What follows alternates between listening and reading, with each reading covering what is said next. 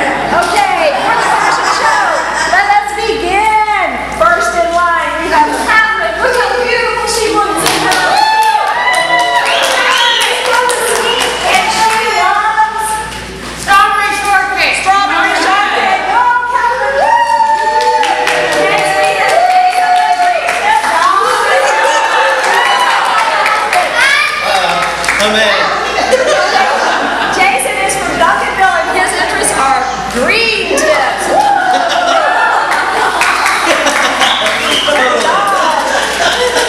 Go for it. Jacob, who are you? Oh, I'm filming. That's the Jacob is filming and soon to be the fashion show. Jason likes to grow bee-friendly plants. Let's hear it for Jason.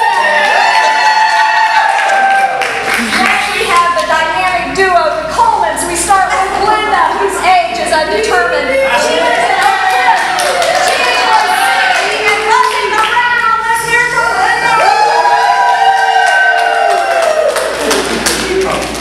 Next we have James, another mystery age from Oak Cliff. His dad is singing a bee. Next we have Joy. She is on the joyous woman. Look at her with her. She's the bumblebee. Joy is old enough. She's from Dallas and she's not sure about her special interest. Thank you, Joy. She is the bumblebee. Next we have Kim Jones. She's from Fort Worth. Her major interest is the Trans-Pacific Partnership, which is bad for bees. Kim Jones is 68 and a half. Awesome, and still filled with awesomeness. Thank you, Kat. Next we have Lily. She's 5 from Dallas. Her special interests are ants and bees. Look at those great wings. Thank you.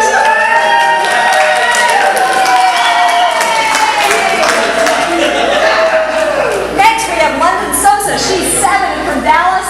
She loves coloring, painting, and drawing. And last but not least, she's offered to do a special bee dance for us. We have Selena.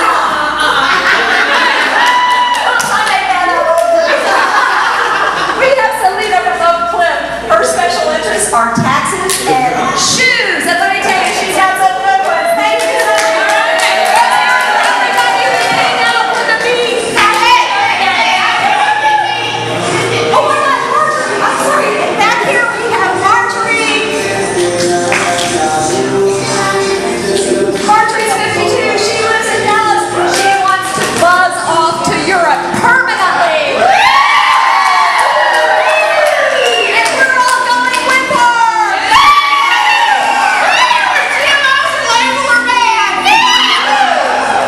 Thank you, Marjorie. Thanks to everybody who participated in the Bee Fashion Show. And the next thing we're going to do is...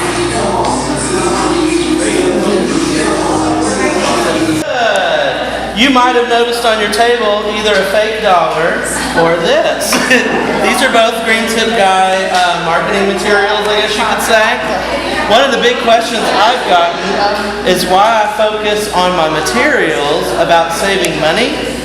And there's kind of a Trojan horse, if you can follow that, where I'm going with that. Because a lot of people, unfortunately, don't really care about the environment, about our bees, and they need to. But if you tell them they can save money, all of a sudden their ears perk. So that's kind of one of my ways, is kind of a Trojan horse. You get people in there and excited about ways to help themselves, but roundabout, what you're really doing is helping everybody because you're giving them tips. And my green tips of the week are usually short, they're usually brief, but what I really, really, really love is when I get other voices and other faces there, because that's how we really build a community. And so, you know, part of community building is getting to know one another and getting to hear one another and share with one another. Because if we're all sitting in different corners of a room shouting about what needs to be done, nothing will happen. But if we all meet in the middle of the room and we start adopting the same language, all of a sudden we can have great change, because that is how we get united. And you know, there's a saying that I love. It's that many littles make a lot.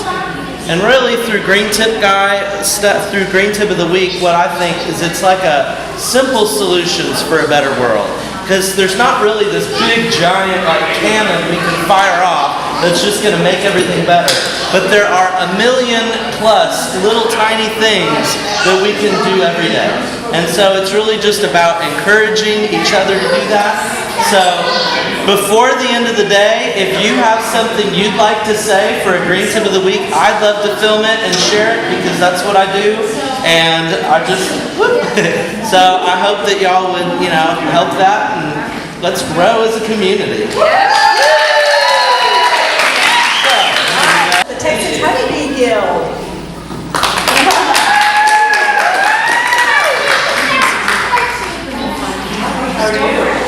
Okay, so we could talk about everything, and we could talk certainly more than 5 to 10 minutes.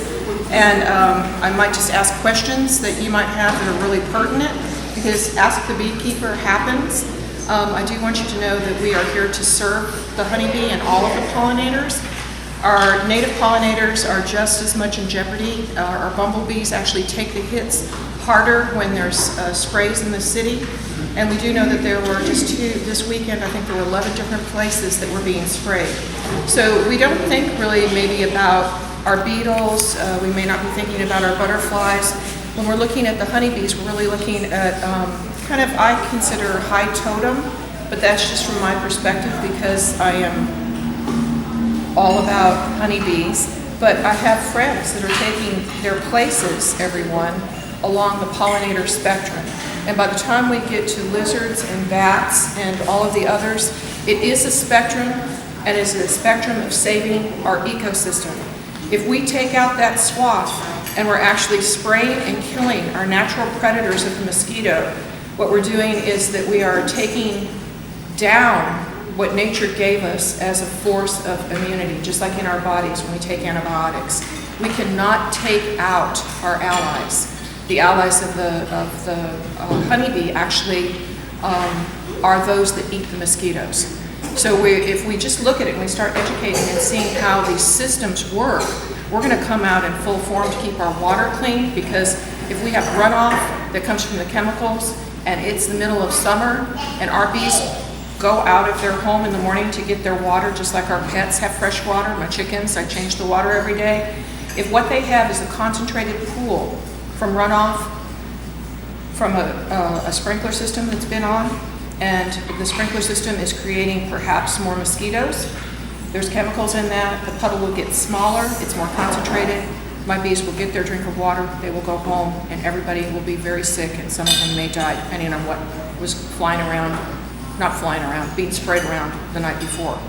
So when we're talking about simple solutions, we're talking about the people that are actually getting on board to fight the bite, as the city is saying, but we want to fight the bite before it takes flight. There's 4 stages of mosquitoes. I know as much about mosquitoes now as I do honeybees, and that's a whole heck of a lot more than I wanted to know. And as long as they are eggs or larvae, and we keep them before their first blood meal, which happens to be us, we make sure that we are on it and we do not let that life form go up in the air, because when it's up in the air, then there's a reason for the sprays to come and kill huge swaths of our ecosystem. This is not rocket science. This is what we teach elementary kids. And we need to get adults on this page, because we can talk ourselves blue in the face, and we can go down to City Hall, we can go out to the County Commissioner's Court, We can dress up in bees and, join the Monsanto crew when they're, doing their dances. We can dance with the honeybees. We can dance until we turn blue. But if we don't understand the common sense basis, we cannot kill our pollinators and still have urban ag. The new urban ag initiatives that we started that took us a year. When I say us, I was in the task force. We changed the law. I don't even know who knows that we changed the law to make it easier. We're working with food deserts. You cannot kill the pollinators.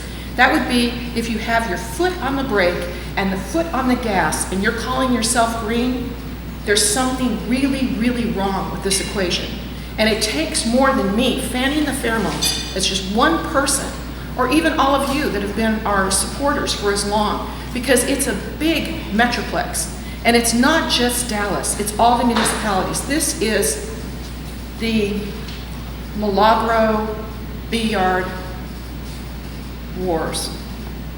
We have got to do this 1 yard at a time. And if we have Crime Watch, we certainly can have Mosquito Watch, and we can implement it even on, I know there's a the next door neighborhood thing that's going on. If we really rally, but I cannot do it alone. I've got 2 markets to keep us going, so I can be here and also at the Discovery Gardens. We had markets yesterday, we have markets tomorrow. We are teaching Kids in the Land. We're 3 days out teaching busloads full of kids that are coming in, learning science about pollinators, and we are stretched to the nth as advocates. And we need a call to action for regular citizens to not just virtually be saying, oh, sign this petition, save the honeybee. That's all good and dandy. But you need to be linking. You need to tag it with your real honeybee activist, not wannabes. We have Green Dallas and we have friends. We also have another aspect, and I haven't started the Facebook page, but don't anybody do it, just, bump me. I don't want to not support the people that are excellent within our city and in our different departments and the ones that we've worked with. But right now I'm thinking I need to start a Green Wash Dallas page. Because the thing is, there's a lot of people that are going out and they're riding on the coattails of activists and they're not really doing the work. The work is the people, and we need to do it from the bottom up. Someone who came to me today was talking about the tree and how you water the tree. And what did you want to tell me? Come here. You're just so cute. Tell me about watering the tree. Well, activism is like watering a tree. How do you water a tree? You don't water it from the leaves down, right? You water it from the roots, and the tree grows from the ground up.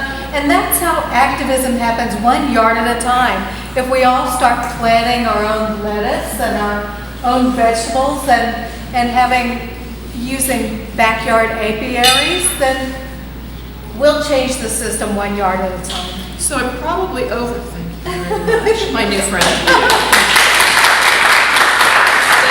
I'm just going to, because it jumps on that and 1 yard at a time, is that when we sell our honey sticks that are organic, and they are also organic essential oils flavoring them.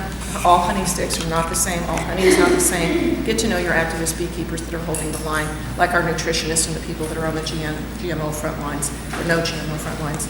But for a honey stick, it's the life of 12 bees in one of those honey sticks. That's their whole life to make that one stick. So when we're teaching kids, we have to really say, finish that, because that's the life of one bee. We savor the labor as well as the flavor.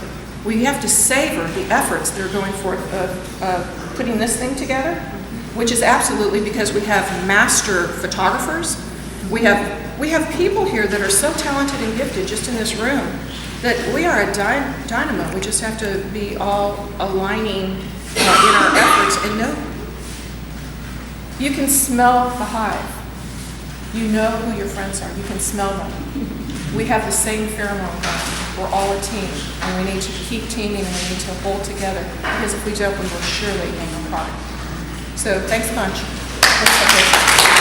We're doing this as a national campaign this week, and one of the ideas was to have a bee brunch and take a picture with all the food that we brought before, which we did. Everybody posed with all the food. And then we were supposed to take away everything that needed pollinators in its ingredients. And I couldn't find anything that didn't need pollinators. Because even like the croissants need butter and cows eat pollinated stuff. So Susan, is there anything that we had up there that didn't require pollination that you can think of? Well, when we get into the grains of the bread, the wind will pollinate the bread. And so grains and bread might be a different category. I'm not sure if that applies all the way across the field with grains, because there's all these magical grains. But I think that's about the only, if we really look back at the cows are eating the grass-fed cows that we love so much, that are non-GM, GMO-free cows, and grazing it organically, if they're organically raised. But they all eat the little flowers. They're eating the grass, the flowers, and they're eating the grasses. So I guess if we actually look at our butter, we look at our meat, a lot of the things that are on different people's tables, it's going to, there's really nothing that's left out. All I know is that the honeybee and all the native bees and all God's pollinators are really very important, and without them, we would not be here.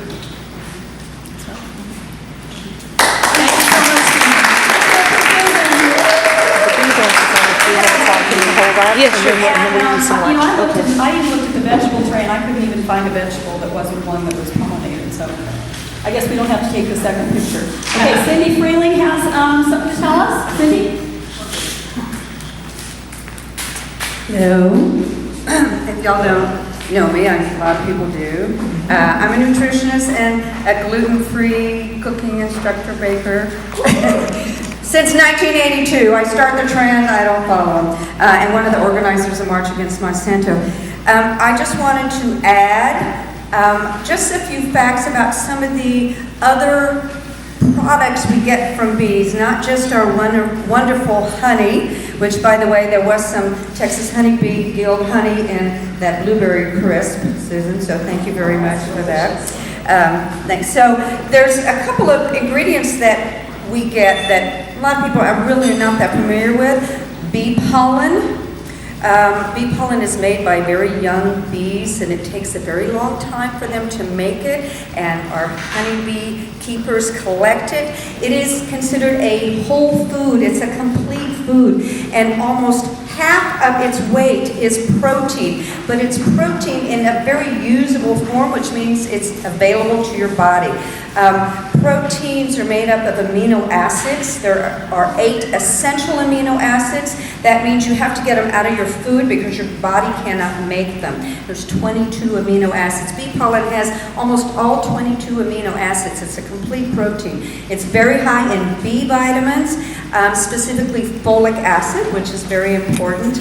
And it also is a food that is very high in rutin. A lot of people probably never heard of rutin. Rutin is it's an antioxidant bioflavonoid is what it is. You also find rutin in buckwheat and citrus fruits, but what it does, it's used mostly for strengthening the blood capillaries. It's very protective of your capillaries.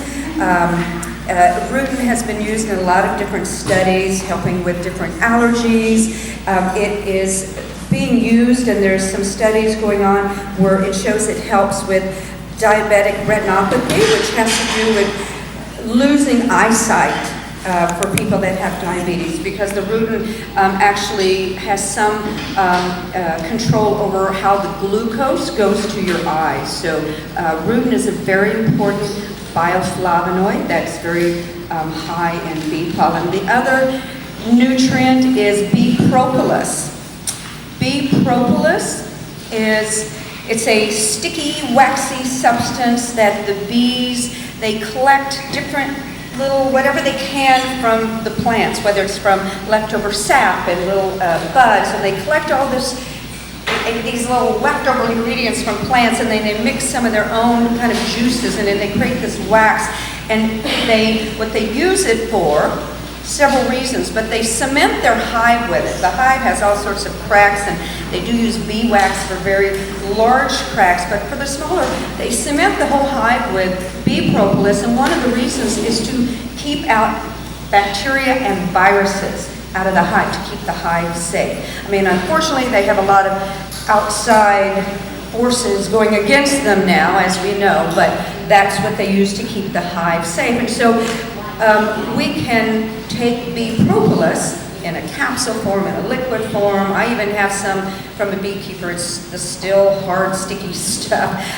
It is very good to help your body protect itself against any kind of virus, bacteria, even, and this is a big thing, the National Institutes of Health, which is run by the government, says on one of their websites that it is possibly I don't want to say cure because they never use that, but it's very, very good for any kind of cold sores, shingles, herpes, whether it's herpes 1 or 2. And so even if the National Institute of Health is saying it, they say it's possibly good for. That means there's been a lot of studies that it shows that it's good.